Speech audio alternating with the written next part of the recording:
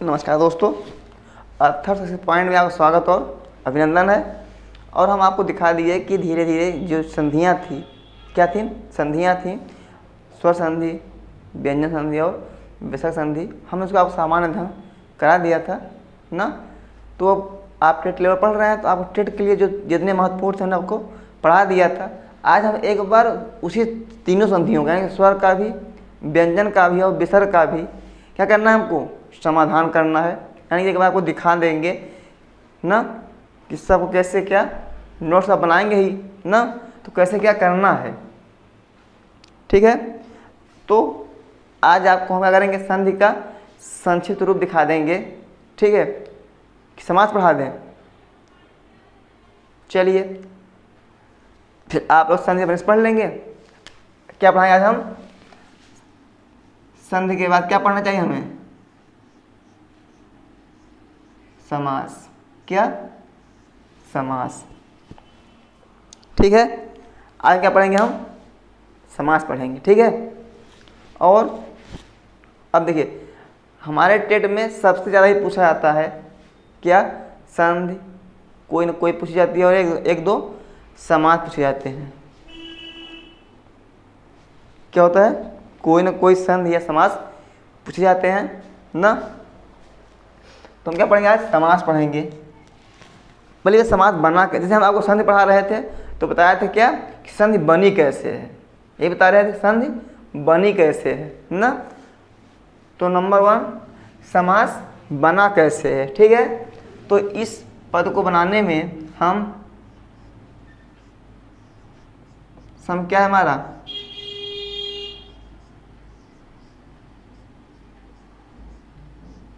उपसर्ग है।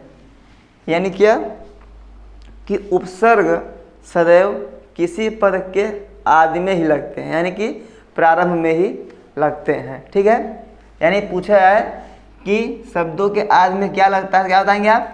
उपसर्ग लगता है। ठीक है, फिर क्या है? सम उपसर्ग अस धातु। क्या है? अस धातु है। किस अर्थ में है? फेंकने के अर्थ में। किस अर्थ में है? फेंकने के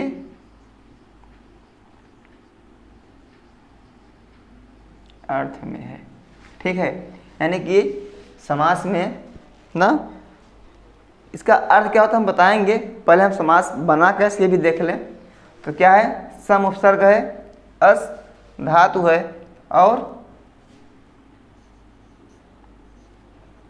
घय क्या है? प्रत्यय है। क्या है? प्रत्यय है। यानी अब आप समझ गए क्या कि सम उपसर्ग पूर्वक अस धातु से, जो अस धातु किस अर्थ में है? फेंकने के अर्थ में।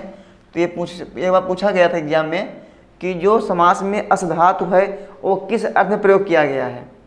क्या पूछा गया था? समास पद में जो अस धातु है वो किस अर्थ में प्रयोग किया गया है? तो किस अर्थ में? फेंकने के अर्थ में। ठीक है, फेंकने के अर्थ में। तो अब क्या है, समास बना कैसे है? तो आप बताएंगे सम उपसर्ग पूर्वक अस धातु से घय प्रत्यय मिलकर हमारा समास पद सिद्ध हुआ है। तो क्वेश्चन नंबर 1, समास में क्या उपसर्ग है? सम उपसर्ग है। कौन सी धातु है? अस धातु है। कौन सा प्रत्यय है? घय प्रत्यय है। सम उपसर्ग अस धातु घय प्रत्यय। क्लियर हो गया? यानी समास क्लियर हो गया था ना कि समास जो पद बना हुआ है कैसे बना हुआ है। अब बताएंगे सम उपसर्ग अस धातु और घय प्रत्यय। ठीक है ना, क्लियर हो गया? ठीक है ना।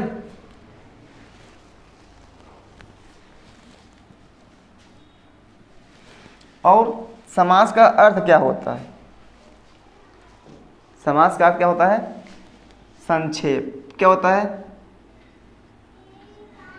संक्षेप। ये क्या है? समास का अर्थ है। जैसे संधि माने क्या होता है? मेल होता है। हमने कहा क्या? संधि यानी कि मेल, दो वर्णों का जब मेल होता है तो उसे क्या कहते हैं? संधि कहते हैं। जब दो वर्णों का मेल होता है क्या होता है? संधि होता है। और जब दो पदों का मेल होता है, क्या? जब दो पदों का मेल होता है वहाँ क्या होता है? समास होता है। यानी जब दो पद मिले, जब दो पद या दो से अधिक पद भी आपस में मिल जाएं तो क्या होगा? हमारा समास होगा। और जब दो वर्ण मिलते हैं तो क्या होता है? हमारा संधि होती थी। क्लियर रहेगा? यानी कि आपके एग्जाम में पूछता है, आपके टेट एग्जाम में पूछता है कि जब दो पदों का मेल होता है तो क्या होता है वहाँ पे? या जब दो पद आपस में संक्षिप्त हो जाते हैं तो वहाँ क्या होता है? समास होता है। क्या होता है? समास होता है। यानी कि जब दो पदों का आपस में संक्षिप्तकरण हो, संक्षेपीकरण हो, क्या कहते हैं हम? समास कहते हैं। और जो क्या था हमारा? समास हो गया। समास क्लियर हुआ? समास क्या है? माने समास में क्या हुआ? संक्षेपीकरण। पहली बात, समास मीन्स संक्षेपीकरण। ठीक है? समास मीन्स संक्षेपीकरण। बना कैसे है? सम उपसर्ग अस धातु घय प्रत्यय ना। इसका अर्थ क्या होता है? संक्षेप या संक्षेपीकरण। अब इसकी आवश्यकता क्यों पड़ी? इसकी आवश्यकता क्यों पड़ी ना? जिसे हम लिखते हैं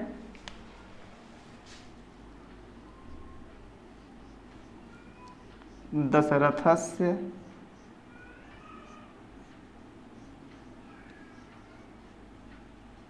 पुत्र, दोनों पद हैं। ये क्या है? षष्ठी में है और ये प्रथमा में है ना। जब इसको हम क्या करेंगे? समास करेंगे तो क्या बन जाएगा हमारा? इसका षष्ठी हट जाएगा, दशरथ बन जाएगा, और पुत्र का प्रथमा हट जाएगा और पुत्र बन जाएगा। तो फिर क्या बन गया? दशरथ पुत्र। ठीक है? दशरथ से पुत्र का क्या बन गया? दशरथ पुत्र। यानी संक्षेप हुआ कि नहीं? बस यही, ऐसे ही समास क्या होता है? संक्षेपीकरण होता है। ठीक है?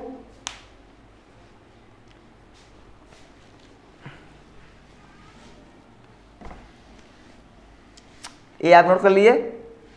समास पद क्या है? सम उपसर्ग अस धातु और घय प्रत्यय। ठीक है?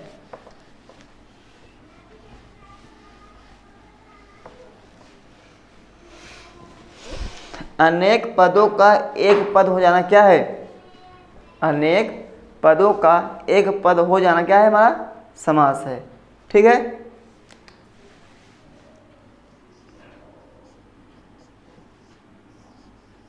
अनेक पदानाम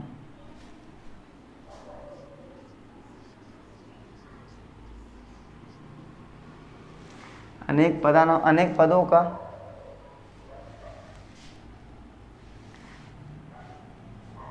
अनेक पदानाम, अनेक पदों का क्या होना? एक पद हो जाना ना। क्या है? हमारा समास है। समास का एक बहुत अच्छी तरह से क्या है? समसनम। क्या है?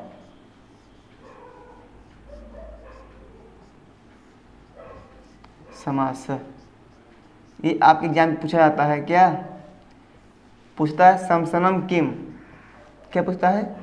समसनम किम। क्या होता है? समास होता है। ठीक है? समसनम समास। ठीक है?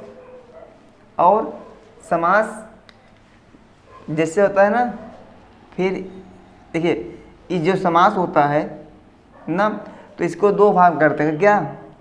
एक तो होता है सामासिक पद। क्या होता है?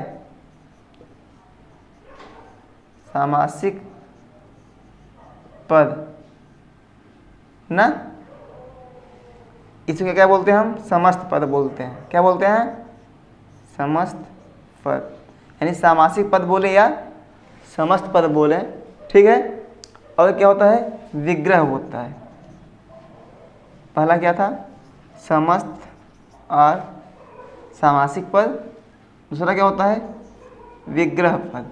ठीक है? क्या होता है? विग्रह पद। ठीक है? तो विग्रह के भी दो भेद होते हैं। क्या होते हैं इसके? दो भेद। कौन कौन? लौकिक विग्रह,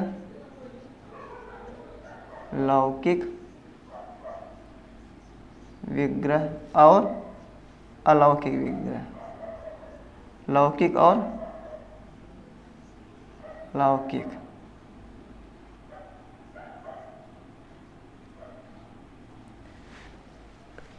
सामासिक पद क्या है? सामासिक पद क्या है तो आप बताएंगे कि सामासिक पद क्या है। जैसे हम लिखे क्या, दशरथ पुत्र, ये हमारा क्या है? सामासिक पद है। क्या है? सामासिक पद है। क्या है? दशरथ पुत्र ना, ये हमारा क्या हो गया? समस्त पद या समस्त पद या सामासिक पद बन गया हमारा ये ना। और जब इसका हम क्या करेंगे, दशरथस्य पुत्र या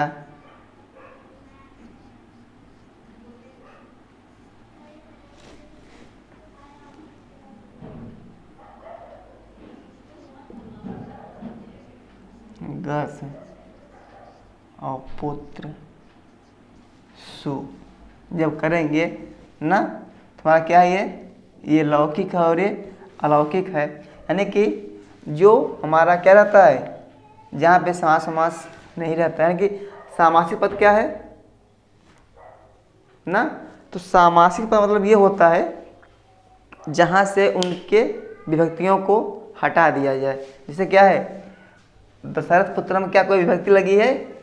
दशरथ पुत्र में विभक्ति लगी हुई है ना। जब इसकी विभक्ति हटा दिया गया क्या बन गया हमारा? ये समस्त पद बन गया। ठीक है, ठीक है। सामासिक पद मतलब क्या? जो पदों को क्या करें हम, जब दो पदों क्या करें हम जोड़ देंगे, वो क्या हो जाएगा? सामासिक पद बन जाएगा। जब दो या दो से अधिक पदों को हम जोड़ देंगे या उनके विभक्तियों को हम लोप कर देंगे तो क्या बन जाएंगे? वो सामासिक पद बन जाएंगे। ठीक है, ठीक है। और विग्रह क्या है? जब हम वृत्ति अर्थानाम वृत्ति ना, यानी कि जब हम उनके अर्थों क्या करेंगे, हम विभाजन कर देंगे, हमारा क्या बन जाएंगे? वही विग्रह बन जाएंगे। यानी विग्रह के दो भेद, लौकिक और अलौकिक। विग्रह के दो भेद कौन कौन? लौकिक और अलौकिक। सामासिक पद क्या था? जब दो या दो से अधिक पदों को हम आपस में संक्षिप्त कर देते हैं, क्या होता है? हमारा समास होता है। जो समास वही क्या है? हमारा सामासिक पद है ना। तो विग्रह हमारा क्या होता है? जब उसी पदों क्या करेंगे हम विभक्तियों के द्वारा क्या कर देंगे, हम विभाजन कर देंगे, क्या बन जाएंगे? विग्रह बन जाएंगे। और विग्रह मतलब क्या? जैसे संक्षिप्त, जैसे संधि हम करते थे, संधि और विग्रह करते थे। तो जब हम पदों को जोड़ देते थे, जब हम पदों को जोड़ देते थे तो क्या थी हमारी? संधि थी। जब वही पदों को हम तोड़ देते थे ना, जब अलग अलग कर देते थे, क्या बन जाता था? विग्रह। जब हम पदों वर्णों को अलग अलग कर देते थे, जब वर्णों को हम अलग अलग कर देते थे तो हमारा क्या बनता था? विग्रह पद ना। और जब वही वर्णों को हम जोड़ देते थे तो हमारा क्या बनता था? संधि पद। ठीक है, क्लियर हो गया। जब हम संधि पढ़ रहे थे हम बता दिए थे क्या संधि क्या है? जब हम दो से अधिक, जब हम दो वर्णों को जोड़ते हैं तो क्या बन जाता है? संधि बन जाता था। और जब उन्हीं वर्णों को हम अलग अलग करते हैं हमारा क्या बन जाता है? विग्रह पद बन जाता था ना। वैसे ही जब हम दो पदों को जब जोड़ते हैं तो क्या बन जाता है? हमारा सामासिक पद बनता है या समास पद बन जाता है। और जब इसी को हम अलग अलग करते हैं तो क्या बन जाता है? वही विग्रह पद बन जाता है। अब विग्रह के पद के दो भाग कौन कौन? लौकिक और अलौकिक। हम जिसमें अपनी सामासिक कार्य करेंगे जिसमें हम अपना सामासिक कार्य करेंगे, क्या रहेगा हमारा अलौकिक विग्रह। अगर सीधे देखा जाए लौकिक अलौकिक यानी कि क्या, जिसे हम प्रयोग करते हैं, जैसे हम अब ये जो लिखे थे दूर ना, दशरथस्य पुत्र और दशरथ गस पुत्र सु, हमारा क्या था, ये लौकिक था। क्या था हमारा, ये लौकिक विग्रह था। और ये हमारा क्या था, अलौकिक विग्रह था। क्या था हमारा, ये अलौकिक विग्रह था। ठीक है, यानी कि क्या जान गए, समास जान गए। क्या, अनेक पदों का एक पद हो जाना क्या है हमारा, समास है। क्लियर ना हुआ, क्या है, अनेक पदों का एक पद हो जाना समास है ना। फिर इसके क्या हुए, सामासिक पद और विग्रह पद। सामासिक पद क्या है, जिसमें दो पदों को आपस में बैठा दिया जाए, समसनम मतलब उसे पास कर दिया जाए, वहाँ क्या बन जाएगा, सामासिक पद या समास पद बन जाएंगे। ठीक है, जब दो पदों को पास कर दिया जाए तो वहाँ क्या बन जाएंगे, वही सामासिक या समास पद बन जाएंगे। और विग्रह क्या है, जब उस पदों में विभक्तियों से उसे अलग कर दिया जाए, जब उस सामासिक पद को विभक्तियों से अलग कर दिया जाए, वहाँ क्या बन जाएगा, वही विग्रह पद बन जाएंगे। विग्रह के दो भेद, विग्रह पद के दो भेद, लौकिक और अलौकिक। लौकिक जिसका हम प्रयोग करते हैं, यानी कि अभी ऐसे भी लग रहा है कि लौकिक और अलौकिक, लग मतलब क्या, जो इस लोक का हो ना, अलौकिक मतलब इस लोक का न हो, यानी कि जो व्याकरणिक दृष्टि से होता है, जिसे हम क्या करते हैं, जब हम व्याकरण प्रयोग करते हैं, व्याकरण से क्या करते हैं, हम पदों का सामासिक पद निकालते हैं ना, तुम्हारा क्या रहेगा, वो अलौकिक रहेगा। और जो हम व्यवहारिक प्रयोग करते हैं हमारा लौकिक रहेगा। यानी व्यवहारिक क्या रहेगा हमारा, लौकिक रहेगा, और व्याकरणिक हमारा क्या रहेगा, अलौकिक रहेगा। क्लियर हुआ, यानी कि लौकिक विग्रह क्या होगा, हम जब व्यवहारिक से कहेंगे ना, हम ये नहीं पढ़ते हैं कि दशरथ गस पुत्र सु, ये ऐसे नहीं। जब अगर हम इससे कोई पूछता है कि दशरथ पुत्र का विग्रह क्या होगा, हम सीधे बताएंगे दशरथस्य पुत्र। क्या बताएंगे, दशरथस्य पुत्र। क्या हमारा हो गया, जो हम बोलते हैं यानी जो हम व्यवहारिक प्रयोग करते हैं क्या होता है, हमारा लौकिक होता है। और जो हम व्याकरणिक दृष्टि से प्रयोग उसमें क्या सिद्धि करेंगे, हमारा क्या होगा, वो अलौकिक होगा। क्लियर हुआ, लौकिक क्या है, व्यवहारिक दृष्टि से जिसे हम प्रयोग करते हैं क्या होगा, हमारा लौकिक। अलौकिक क्या है, जो हम व्याकरणिक दृष्टि से प्रयोग करते हैं तो अलौकिक। ठीक है, क्लियर कितना हो गया, लौकिक और क्लियर हो गया ना। चलिए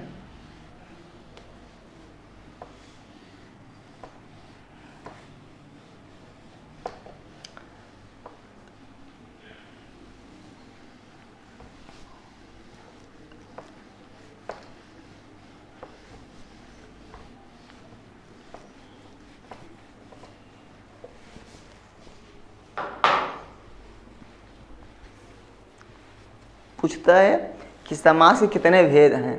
क्या पूछता है, समास के कितने भेद हैं। ठीक है, तो हर जगह अलग अलग मिलता है, लेकिन हमें जहाँ जितनी बार मिला है या एक दो जगह मिला हुआ है, तो उसमें एक बहुत अच्छा था, क्या, समासः पंचधा।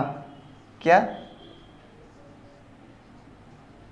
समासः पंचधा, यानी कि समास के 5 प्रकार। कितने, 5 प्रकार। ठीक है, समास के कितने प्रकार हैं, 5 हैं। कौन कौन है, आप नाम देख लीजिए।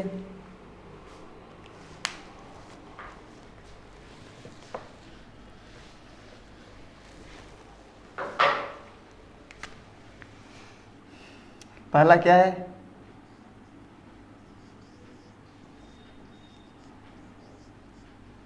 केवल समास। दूसरा क्या है? अव्ययी भाव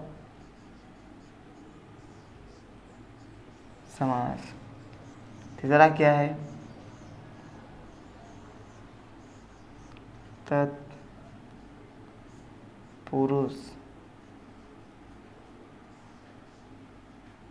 समास। चौथा क्या है?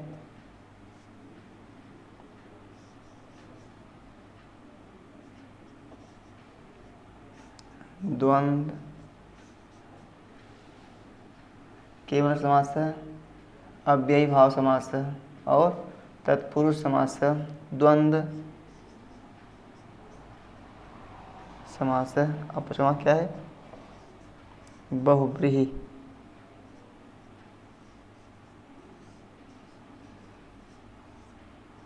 बहुव्रीहि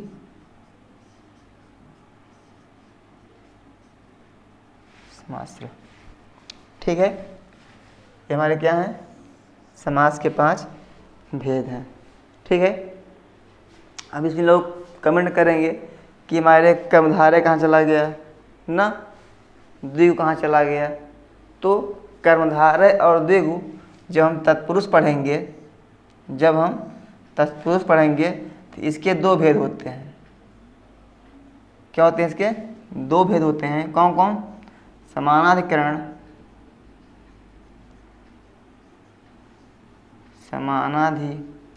तत्पुरुष और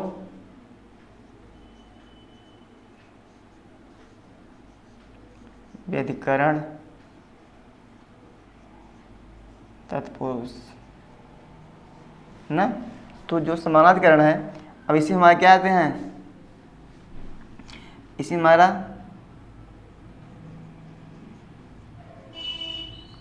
कर्मधारय, ठीक है, और द्विगु दोनों हमारे इसी में आ जाते हैं। और व्याकरण के भी 4-5 भेद होते हैं। द्वितीया तत्पुरुष, तृतीया तत्पुरुष, चतुर्थी तत्पुरुष ना। इस प्रकार क्या होते हैं? इसके भी द्वितीया, तृतीया, चतुर्थी, पंचमी, षष्ठी और सप्तमी, यानी इसके भी क्या होते हैं? 6 भेद होते हैं। ठीक है, बस आप जानते रहे कि समास के कितने भेद होते हैं? 5 प्रकार होते हैं। ठीक है, कितने प्रकार? 5 प्रकार। कौन कौन? केवल समास नंबर 1 ना, इसी का नाम क्या है? इसी का नाम है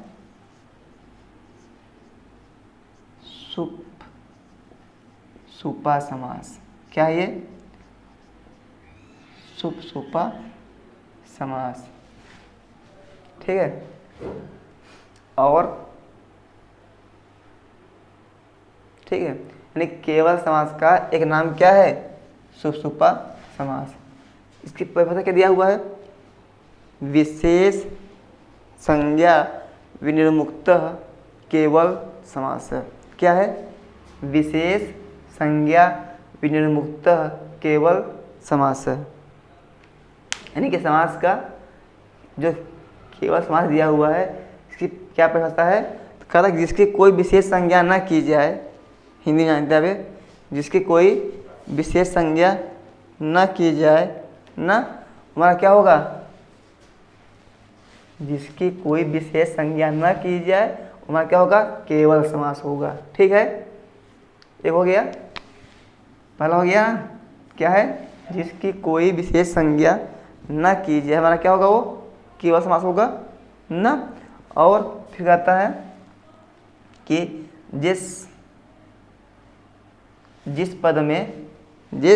पद में पूर्व पद प्रधान हो, क्या हो? पूर्व पद प्रधान हो, हमारा क्या होगा? अव्ययी भाव समास। इसमें क्या था? विशेष संज्ञा विनिर्मुक्त, यानी जिसकी की क्या हो? कोई निश्चित संज्ञा न हो ना, जिसकी कोई विशेष संज्ञा न हो, हमारा क्या होगा? केवल समास। और जिसका पूर्व पद प्रधान होगा, हमारा क्या होगा? अव्ययी भाव समास। क्या होगा? जिसका पूर्व पद प्रधान होगा, वो क्या होगा? अव्ययी भाव समास। दूसरा क्या है? तत्पुरुष समास। कहता जिसका उत्तर पद ना, हम इसके ऊपर आपको बता रहे थे ना कि ये पूर्व पद और जो इधर होगा उत्तर पद ना, तो बताया क्या कि जिसका पूर्व पद प्रधान होगा वो क्या होगा हमारा अव्ययी होगा ना, और जिसका उत्तर पद प्रधान होगा, जिसका उत्तर पद प्रधान होगा क्या हमारा ये तत्पुरुष होगा। ठीक है, यानी केवल हमारा हो गया और अव्ययी भाव हो गया और तत्पुरुष हो गया। ठीक क्लियर हो गया। इसे क्या है जो विशेष संज्ञा से मुक्त है, यानी जिसकी कोई विशेष संज्ञा नहीं दी गई है, तो क्या नाम है उसका केवल समास। फिर क्या है अव्ययी भाव समास, कहता है जिसका आदि पद यानी कि पूर्व पद प्रधान हो वहाँ क्या होगा अव्ययी भाव समास होगा ना, और जिसका उत्तर पद प्रधान होगा हमारा क्या होगा तत्पुरुष समास होगा। क्या होगा तत्पुरुष समास। जिसका आदि प्रधान होगा अव्ययी भाव समास, उत्तर प्रधान होगा तत्पुरुष समास। ठीक है, और फिर बोलता है जिसका दोनों पद प्रधान हो, जिसका दोनों पद प्रधान होगा तो वो क्या बनेगा हमारा द्वंद्व समास। जिसका हमें दोनों पद प्रधान होगा तो हमारा क्या होगा वो द्वंद्व समास। ठीक है ना, और फिर कहा क्या जिसका अन्य पद प्रधान होगा हमारा क्या होगा बहुब्रीहि समास। यानी कि समास के 5 प्रकार या 5 भेद कौन कौन। केवल समास क्या होता है जिसकी कि कोई विशेष संज्ञा न की गई हो, हमारा क्या होगा केवल समास। फिर कहता है अव्ययी भाव क्या है, कहता है जिसकी आदि पद यानी पूर्व पद प्रधान होगा। कहते भी हैं पूर्व पद प्रधान अव्ययी भाव समास। क्या कहते हैं पूर्व पद प्रधान अव्ययी भाव समास। यदि आप चाहे तो लिख सकते हैं, यहाँ थोड़ा सा शॉर्टेज है, चलिए इसका लिखिए विशेष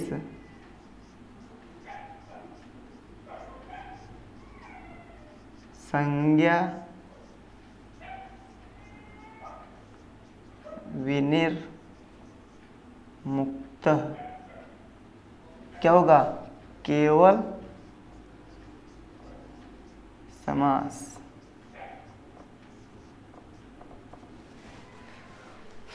क्या होता है विशेष संज्ञा विनिर्मुक्त केवल समास। क्या है पूर्व पद प्रधान अव्ययी भाव समास। अव्ययी भाव समास। ठीक है, फिर क्या था पुरुष था, फिर क्या है उत्तर पद प्रधान तत्पुरुष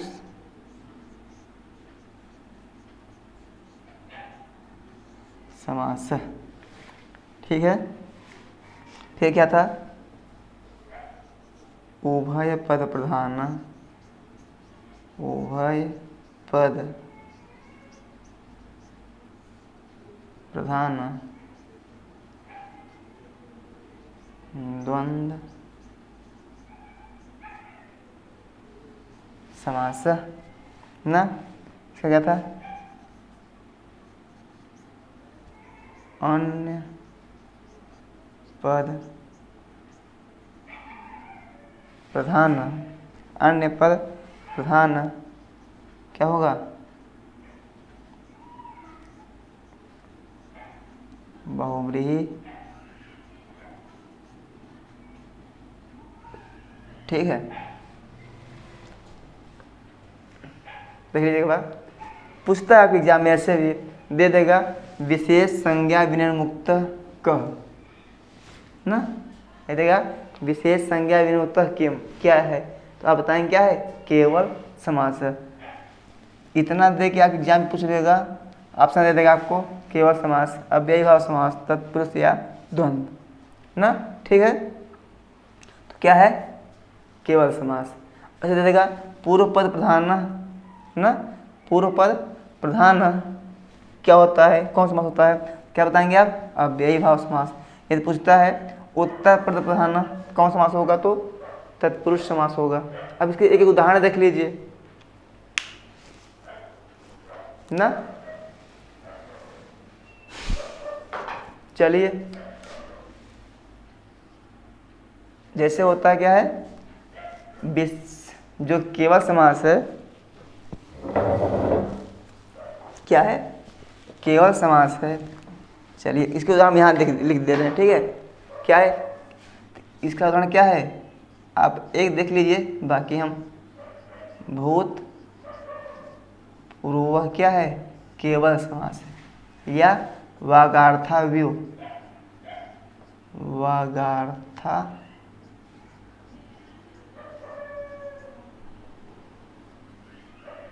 क्या है, ये केवल समास का है।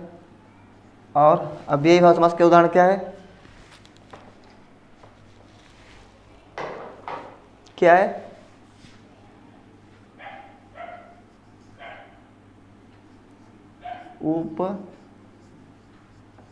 उपकृषणम, क्या है, उपकृषणम, उपगंगम, तो बहुत हैं, ठीक है। द्वियमुनम हैं बहुत, लेकिन बस एक एक आप देख लीजिए। तत्पुरुष क्या है, वो पूछता है क्या, राजपुरुष, क्या है, राजपुरुष। द्वंद्व में क्या होगा,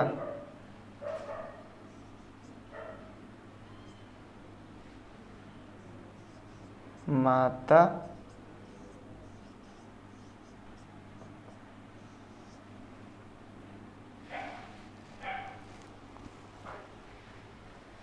माता और पिता, या राम लक्ष्मण, क्या होगा, राम लक्ष्मण, ठीक है। बहुब्रीहि में क्या होगा, इसका बहुब्रीहि क्या होगा, चक्रपाणी ना।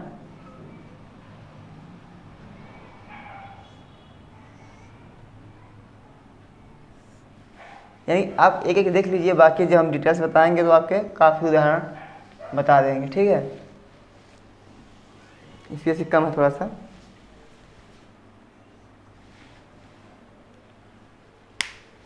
यानी कि आज आप क्या क्या पढ़ लिए आज के डेट में, तो आपने आज समास की भूमिका देखे हैं ना। क्या देखे हैं, समास की भूमिका, उसमें क्या क्या देखें आप, पहले आप क्या देखे, समास देख लिए, समास बना कैसे है, सम उपसर्ग पूर्वक अस धातु से घय प्रत्यय मिल करके क्या बना, हमारा समास बना।